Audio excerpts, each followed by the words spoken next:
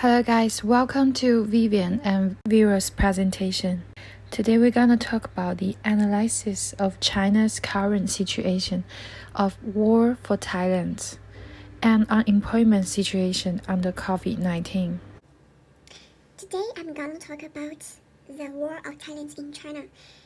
Emerging hot cities.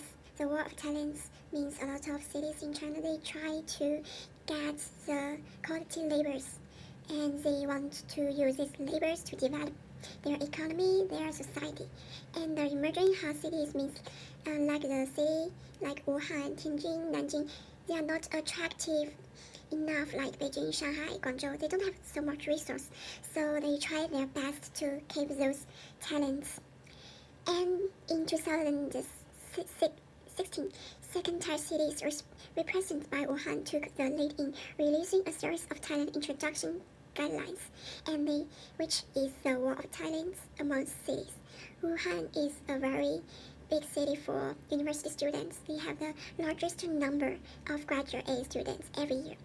And in 2018, the war of talent among cities across the country kicked off.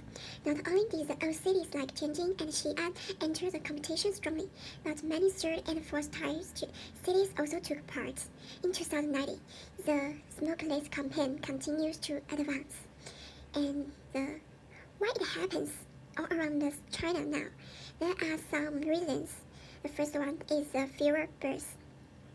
Because the cost of having a children is increasing, and more people don't willing to have baby right now. Even the policy allows people to have even more babies. People don't willing to do that. And the second reason is that a decline in the working aging population. So the structure of China's population is that, like my parents' generation, they occupied a huge percent of working age population right now. And like my dad, he is already 15 years old right now. So maybe 10 years later he will retired. So that's a problem to whole country. The working age population is declining. And the third reason is that the floating population declines. Because in last decades, the floating population in China is a huge number. More people for a good life, for a better life, they leave their country to big city. But with the development of other cities right now, a lot of people, they choose to stay at their hometown. Even they don't need to leave, and they also can live a good life right now. So the floating population declines nowadays. The fourth reason is that urban economic development is unbalanced in China right now. We can see like big cities like Shanghai, Beijing, Guangdong, Shenzhen, they have a lot of resources to hold its talents in their city. They have big companies, they have a lot of FDI, they have a lot of policies to support their development. But for the city which don't have so much, big companies don't have so much resource, they need to have a lot of talents to support their development, but they don't have enough economic development. So that's the reason why this phenomenon happens in China right now. And next, I use the leisure and labor model to analyze the college students' behavior of choosing cities to work. As we can see the figure on the right hand, in the initial stage, the budget contract line is GE, and the indifference curve is U0, and they will intersect at point E. And now the wage rate for the workers is W low. The workforce has not allocated any time to the labor market, because another constraint line HE and another indifference curve is U1, as point U1 is greater than U0, and the wage rate at this point also greater than point E, so the workers choose to enter the labor market. At point E, the laborers, they rather than just have leisure time, they don't want to work because the wage is so low and they don't get enough utility for their time. But when the wage level is higher than the reserved wage, the interactive labor force, they will choose to enter the labor market and gain utility. And this is the analysis of the college students' behavior after they graduate. they will choose to work at the place where they gain utility, which means they can gain the wage and also the happiness.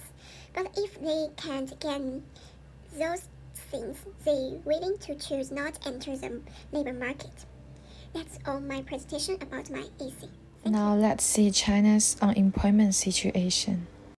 From February to March this year, the search volume for the keywords job hunting on the biggest searching engine Baidu in China has reached to 10 times than before. Mainly focus on how to find a job, which website is good finding a job. It reflects that people are losing their jobs and cannot find a new one under the situation of COVID-19. According to China's statistics, in February, the national urban unemployment rate was 16.2%, and the unemployment rate in 31 major cities was 5.7%. But during the past 10 years, the unemployment rate was below 4%. And there is no doubt that the average weekly working hours of national employees has decreased 6.5 hours. Especially the small and middle-sized enterprise face bankrupt severely. There are more than 30 million small and middle-sized enterprises in China, and more than 60 million commercial households. They have observed more than 80% of the labor force in China. But due to the relatively weak finding chain of them, they have risks in layoffs or shutdown, and their workers are facing unemployment. However, workers belong to SMEs are always low-skilled, so their competitiveness in the labor market is weak. That's really hard for them to get re-employment. And when it comes to the unemployment subsidy, there are 3 conditions for the unemployment. First is you have to leave work involuntarily. You cannot quit your job or leave your job on purpose. Second, you must have participated in the unemployment insurance when you are in your workplace. But most enterprises in China, they have supplied insurance about that. Third, you have to register your employment willingness, so that if the government find a job for you, then you have to go to work and cannot accept subsidy anymore. The good news is the industry internet has become a growth point since people cannot go outside and they just focus on their phones, their laptops, focus on the internet. It shows that the employees who haven't been laid off are mostly related to the internet online programs. For example, there is a well-known off-campus training institution has moved their all courses online. But these teachers who does not have an online courses training, they have been unemployed at home and have been owed the money. Here I have made up some countermeasures and suggestions for the unemployment situation. First, since the opportunity of industry internet became a growth point to create new jobs and new employment opportunities. And then, government should organize re-employment training for these unemployed labor force to meet the challenge needs of technology progress. Third, government should also help the existing employees to improve their skills, since the new jobs from internet will replace and destroy existing jobs. Next, we should combine the employment policies with physical and monetary policies, like tax reduction, lower real interest rates around the employment.